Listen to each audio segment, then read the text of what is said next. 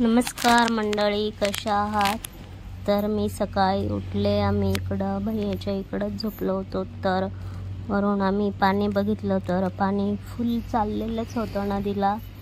पण मग आम्ही तिथंच स्वयंपाक केला, जेवण केलं आणि नंतर मग सगळे लोक येत होते पाहायला किती पाणी आलं होतं सगळे घरामध्ये.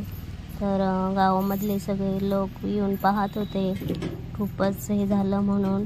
आणि थोडेसे कंस वाचले होते तर ते पण खूप भिजले होते आणि ते वाळत घालत होती मम्मी.